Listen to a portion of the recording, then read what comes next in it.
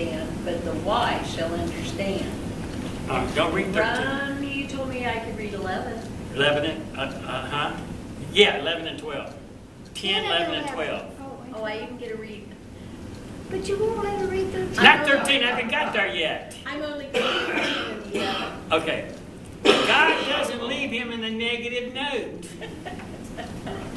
After all, Daniel had survived the most of his 90 years and served the Lord. I haven't read 11 yet. So God gives Daniel a cleansing security. Verse 10. I read 10. Just remember, Daniel, a born-again, redeemed remnant, will be born out of his time. And Daniel, there will be a time they will turn unto me. Daniel, I want you to know, there will be a time that Israel is going to turn to me. It ain't going to be in your time. It's not going to be this group of people here, but there's going to come a time that Israel will turn to God. Zechariah 13:8. How many? Zechariah 13:8. How many is going to turn to God? 1/3 of the Jews will be saved. Not all, but many. Romans 11:26. So if someone says, will all Israel be saved? You say 1/3 will be saved. Not all, but many. Souls will be saved in the midst of the tribulation. While the wicked are getting wickeder, and in the worst of times, there will be many who shall be purified and made white and tried and will be saved. Now here's the principle.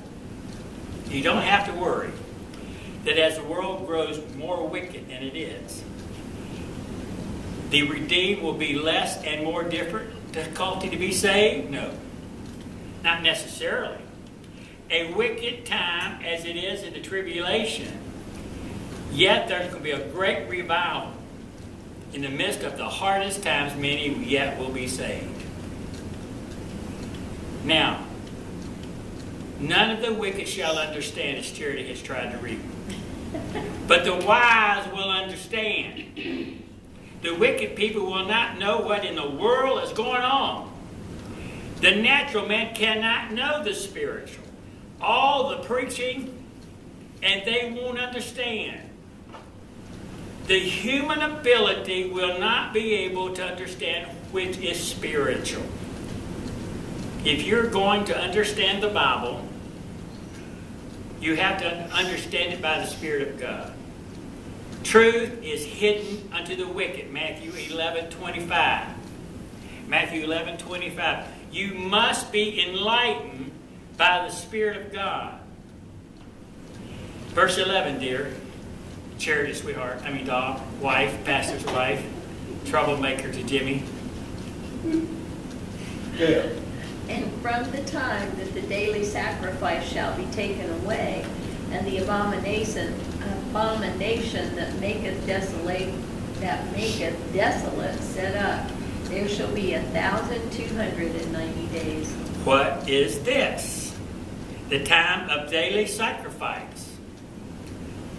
This is in the middle of the tribulation. 1,290 days into the tribulation. I thought the time was 1,260 days.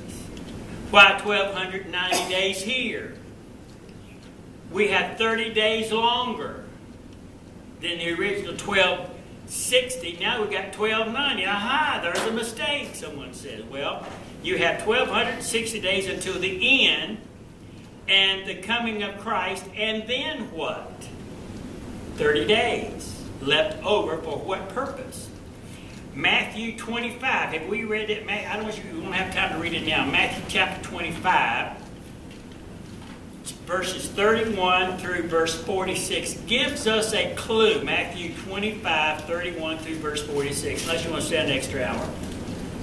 Gives us a clue. It's really neat to read. Read it. Hmm? Read it. Yeah. Okay. Charity, you can read fast. You got it? Matthew 25, 31 through verse 46. When the Son of Man shall come in his glory, and all the holy angels with him, then shall he sit upon the throne of his glory. And before him shall be gathered all nations, and shall separate them one from another, as a shepherd divideth his sheep from the goats.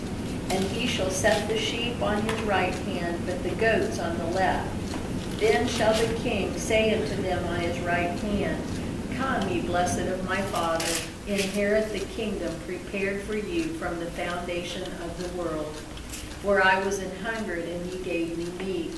I was thirsty, and ye gave me drink. I was a stranger, and ye took me in. Naked, and ye clothed me. I was sick, and ye visited me. I was in prison, and ye came unto me. Then shall the righteous answer him, saying, Lord, when saw we thee and hungered and fed thee, or thirsty and gave thee drink? When saw we thee a stranger and took thee in, or naked and clothed thee? Or when saw we thee sick or in prison and came unto thee? And the king shall answer and say unto them, Verily I say unto you, inasmuch as ye have done it unto one of the least of these my brethren, ye have done it unto me. Then shall he say also unto them on the left hand, Depart from me, ye cursed, into everlasting fire, prepared for the devil and his angels. At the end of the 1260 days, the world's in a mess, right? So God is going to come and set up his kingdom. He's going to be the judgment seat of Christ. And he is going to determine who will be permitted to enter into the joys of the millennial. He's going to set the goats on one side, the sheep on one side, this nation on that side, and the good people on that side. So Daniel is given the full end of time. 1260 days to the end of the tribulation. 30 days is left for Christ to finish the task of cleaning up the mess before the millennial, to determine who is going to enter into the millennial. Isn't that cool? Secondly, verse 12, Lois, verse 12. Blessed is he that waiteth and cometh to the 1,330 days. Oh my goodness. Verse 12, the messenger next spoke of 1,335 days and said that those who wait until the completion of this time will be blessed. Now this figures out to be 45 days longer than the preceding one, and 75 days more than the duration of the last half of the tribulation period. So the tribulation period is 1,260 days, then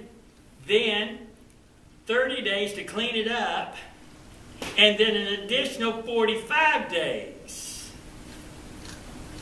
So what's going to happen in those 45 days? What is the purpose of this additional days? Now, the Lord can do things fast, but we can't. And there's going to be a lot of fleshly people there. So it's going to take him it's going to take him 45 days at least to set up who's going to be ruling and who's not to rule. When the Bible says those who are here on earth, last will be first. So he's going to set some over thousands and some over 10,000s. And I'm going to come back and I might be the president.